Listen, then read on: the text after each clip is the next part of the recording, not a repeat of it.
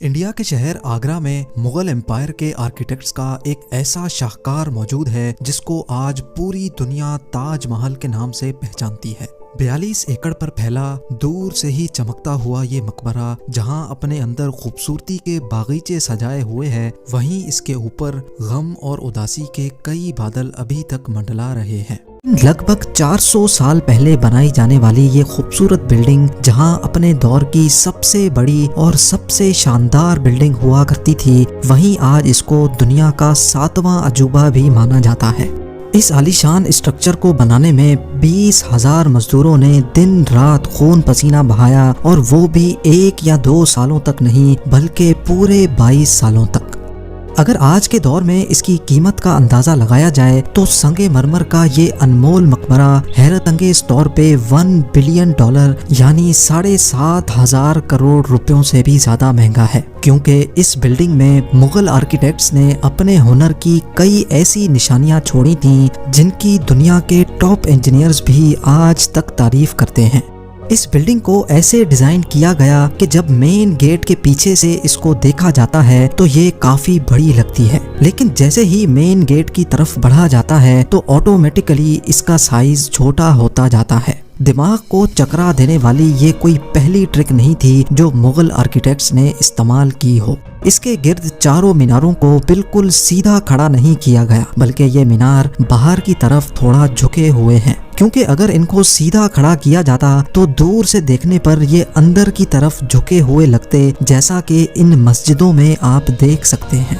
ان میناروں کو باہر کی طرف جھکانے کا ایک اور ریزن بھی تھا، اور وہ یہ تھا کہ خطرناک ارتھ کوئک کی صورت میں اگر یہ مینار گرے بھی تو یہ باہر کی طرف گر کر تاج محل پر ایک آنچ بھی نہ آنے دے۔ لیکن آخر ماجرا کیا تھا کہ اس کو بنانے والے کسی صورت میں اس پر ایک خراش بھی برداشت نہیں کر سکتے تھے۔ تاج محل کے وہ کون سے راز تھے جن کو 400 سال پہلے چھپانے کی کوشش کی گئی تھی، اور جب اس دور میں کنکریٹ یا اسٹیل ہی نہیں ہوا کرتا تھا تو آخر اس عالیشان مقبرے اور اس پر موجود 40 میٹر اونچے ڈوم کو کیسے بنایا گیا؟ یہ سب اور اس سے بھی زیادہ آپ جان سکیں گے آج کی اس اسپیشل ویڈیو میں۔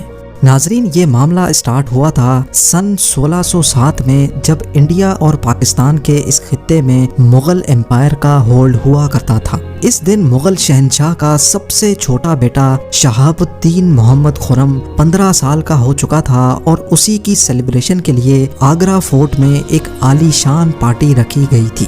خرم مغل شہنشاہ کو سب سے زیادہ عزیز تھا، اسی وجہ سے اس کے ہر جنم دن پر اس کو ہیرے جواہرات اور سونے سے تولا جاتا تھا، یعنی جتنا وزن شہزادے خرم کا ہوتا تھا اتنا ہی خزانہ اس کے نام کر دیا جاتا تھا۔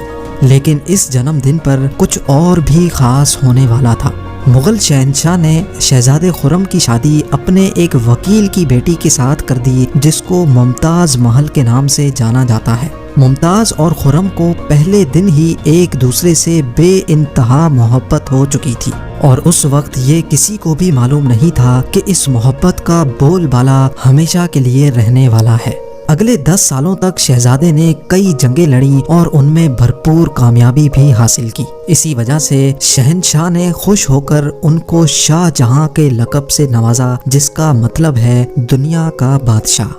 شاہ جہاں کی ٹوٹل 6 بیویاں تھیں جو آگرہ فورٹ کے حرم میں ہی رہتی تھی۔ ان 6 میں سے شاہ جہاں سب سے زیادہ محبت ممتاز سے کرتے تھے، اور یہی وجہ تھی کہ ان کا زیادہ تر وقت ممتاز محل کے ساتھ ہی گزرتا تھا۔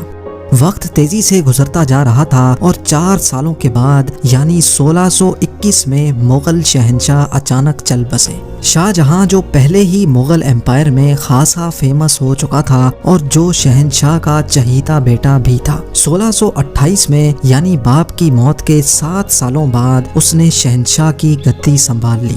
پوری مغلیہ سلطنت اپنے نئے شہنشاہ سے بے حد خوش نظر آتی تھی۔ یہ وہ پیریڈ تھا جب مغل امپائر اپنے پورے عروج پر تھی، یعنی پورے انڈیا پاکستان کے ساتھ ساتھ افغانستان کے بھی کئی حصوں میں مغلیہ سلطنت کا راج ہوا کرتا تھا۔ سارے فیصلے شاہ جہاں خود کرتا تھا، جبکہ ممتاز محل پیچھے رہ کر شاہ جہاں کو مشورے دیا کرتی تھی۔ لیکن کسی کو بھی اس بات کا علم نہیں تھا کہ یہ خوشیاں عنقریب ماتم میں بدلنے والی ہیں۔ گدی سنبھالے ابھی 1 ہی سال گزرا تھا کہ ایک بار پھر سے مغل امپائر کو دشمنوں کا سامنا کرنا پڑا۔ اگلے 2 سال جنگ چلتی رہی اور شاہ جہاں کو اس جنگ میں بھی بھرپور کامیابی نصیب ہوئی، لیکن شاہ جہاں ابھی اس کامیابی کا جشن مناتے کہ ان کو ایک افسوسناک خبر سے آگاہ کیا گیا۔ ممتاز محل جو کہ شاہ جہاں کے 14ویں بچے کو جنم دے رہی تھی، اس کی حالت بگڑ گئی اور 17 جون سن 1631 کو وہ نہ چاہتے ہوئے بھی اس دنیا سے چل بسی۔ پوری مغلیہ سلطنت کا جشن دیکھتے ہی دیکھتے ماتم میں بدل گیا۔ یہ خبر جو شاہ جہاں پر آگ بن کر گری تھی، اس نے تو جیسے ان کی دنیا ہی ختم کر ڈالی۔ شاہ جہاں کی سب سے پہلی محبت اور ان کی سب سے عزیز بیوی ممتاز محل اس دنیا سے رخصت ہو چکی تھی۔ کہا جاتا ہے کہ اس غم کی پرچائی نے شاہ جہاں کو کالے اندھیروں میں دھکیل دیا تھا۔ اگلے 8 دنوں تک انہوں نے کچھ نہیں کھایا اور اگلے 2 سالوں تک نہ کوئی موسیقی سنی اور نہ ہی پرفیوم لگایا۔ ممتاز محل نے مرنے سے پہلے ایک آخری خواہش کی تھی۔ وہ چاہتی تھیں کہ ان کی قبر دنیا کے سب سے خوبصورت مقبرے میں بنائی جائے۔ اس ٹاسک کو اور ممتاز محل کی آخری خواہش کو پورا کرنے کے لیے شاہ جہاں نے اپنی ساری دولت اور پوری زندگی وقف کرنے کا ارادہ کر لیا۔ ممتاز کے گزرنے کے 6 ماہ بعد یعنی 1632 میں ہی تاج محل کی کنسٹرکشن کا کام شروع کر دیا گیا۔ قریب 20,000 سے بھی زیادہ مزدور، پتھر تراش اور کاریگروں کو پوری سلطنت سے اکٹھا کیا گیا۔ لشکروں کے لشکر شاہ جہاں کے حکم پر آگرہ بلوا لیے گئے تھے۔ کیونکہ ممتاز کی قبر یمنا ریور کے برابر میں موجود تھی، اسی وجہ سے اس جگہ پر دنیا کی سب سے خوبصورت بلڈنگ بنانا کافی مشکل ٹاسک تھا۔ ریور کے کنارے زمین کافی سافٹ ہوتی ہے اور اگر یہاں کھدائی کا کام کیا گیا تو پانی کا بہاؤ تاج محل کی فاؤنڈیشن کو بھی نقصان پہنچا سکتا تھا۔ اس مسئلے سے نمٹنے کے لیے مغل انجینئرز نے یہاں سب سے پہلے زمین کے اندر کئی کنویں کھدوانا شروع کیے۔ مزدور یہ کنویں تب تک کھودتے رہتے جب تک خشک زمین نظر نہ آ جاتی تھی۔ ان کنووں کو پتھروں اور گارے سے بھرا گیا اور پھر اس کے اوپر پتھروں کے بڑے بڑے کالمز کھڑے کیے گئے۔ اس سارے کام کو انجام دینے کے لیے مزدوروں کے ساتھ ساتھ ہاتھیوں کی ایک بہت بڑی فوج کو بھی استعمال کیا گیا۔ مغل انجینئرز کی یہ ٹرک کام کر چکی تھی اور اب ایک ایسی مضبوط فاؤنڈیشن تیار تھی جو نرم زمین پر بھی فولاد بن کر کھڑی تھی۔ فاؤنڈیشن کے بعد اب باری تھی ایک ایسے بلڈنگ ڈیزائن کی جو آج سے پہلے کسی نے بھی نہ دیکھا ہو، ایک ایسا ڈیزائن جو پچھلے سارے ریکارڈ توڑ ڈالے۔ تاج محل کے ڈیزائن کا آئیڈیا شاہ جہاں نے اپنے باپ دادا کے مقبروں سے لیا تھا۔ باپ کے مقبرے سے میناروں کا آئیڈیا لیا گیا، دادا کے مقبرے سے بلڈنگ کور کا آئیڈیا لیا اور اپنے انکل کے مقبرے سے ڈوم کا آئیڈیا لیا تھا۔ اور جب ان سب کو کمبائن کیا گیا تو ایک شاندار اور عالی شان ڈیزائن ابھر کر سامنے آیا۔ بلڈنگ کے اسٹرکچر کو بنانے کے لیے لاکھوں نہیں کروڑوں اینٹیں موقع پر ہی بیک کی گئیں۔ یہ سب اتنا آسان نہیں تھا اور اس میں لا تعداد پیسے بھی بہائے جا رہے تھے۔ ہر گزرتے دن شاہی خزانہ تیزی سے خالی ہوتا جا رہا تھا، لیکن شاہ جہاں کو کسی چیز کی پرواہ نہیں تھی، بس ان کو یہ کام ہر قیمت پر کمپلیٹ کرنا تھا۔ کہا جاتا ہے کہ تاج محل کی کنسٹرکشن میں اتنے زیادہ لوگ لگائے گئے تھے کہ ان کی وجہ سے آس پاس کے علاقوں میں کھانا پینا ختم ہو گیا تھا۔ 20,000 مزدوروں اور کاریگروں کی ڈیمانڈ پوری کرنے کے لیے شاہ جہاں نے آس پاس کے تمام علاقوں سے اناج آگرہ منگا لیا تھا۔ کئی سالوں کی محنت کے بعد بلڈنگ کا اسٹرکچر کمپلیٹ ہو چکا تھا اور اب باری تھی اس کو سنگ مرمر سے سجانے کی۔ یہ سنگ مرمر آگرہ سے 400 کلومیٹر دور راجستھان سے منگایا جانا تھا، کیونکہ یہاں کا مکرانہ ماربل آج تک دنیا کا فائنسٹ ماربل مانا جاتا ہے۔ شاہ جہاں نے تاج محل کے لیے پورا مکرانہ ماربل ریزرو کر لیا تھا، یعنی جب تک تاج محل کی ڈیمانڈ پوری نہیں ہو پائے گی تب تک کسی کو بھی یہ ماربل خریدنے کی اجازت نہیں تھی۔ 1000 ہاتھیوں کی مدد سے ہزاروں ٹن وزنی ماربل راجستھان سے آگرہ منگایا گیا۔ تاج محل کا یہ خوبصورت ڈوم اتنا بڑا ہے کہ اس کا اندازہ صرف آنکھوں سے دیکھ کر ہی لگایا جا سکتا ہے۔ آج کل اس طرح کے ڈوم بڑی آسانی سے اسٹیل اسٹرکچر پر بنائے جا سکتے ہیں، لیکن 400 سال پہلے 40 میٹر اونچے ڈوم کو بنانے میں ان کے پاس صرف پتھروں کا ہی سہارا تھا۔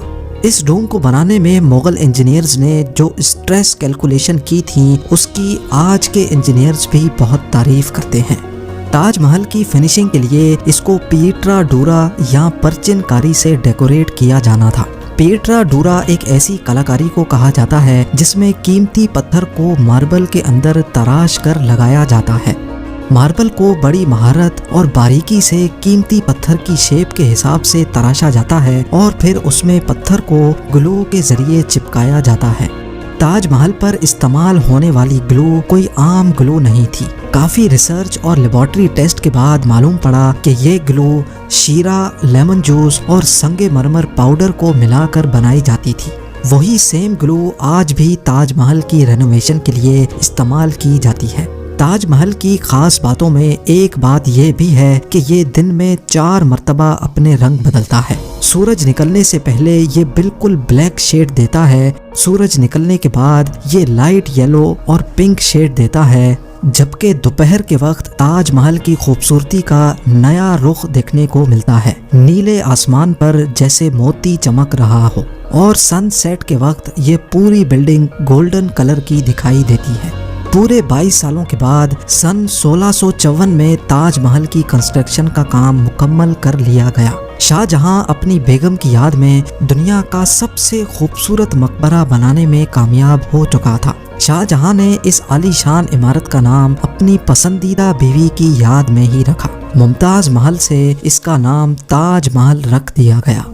ہر سال شاہ جہاں ممتاز کی برسی پر یمونا ریور کے ذریعے تاج محل پر جایا کرتے تھے۔ یہ تاج محل کی ایسی انٹرنس تھی جس کو صرف شاہی خاندان کے لیے ہی بنایا گیا تھا۔ اس انٹرنس کی دیواروں پر دلکش نقاشی کا کام کیا گیا تھا جو شاید صرف شاہی آنکھوں کے دیکھنے کے لیے ہی کیا گیا تھا۔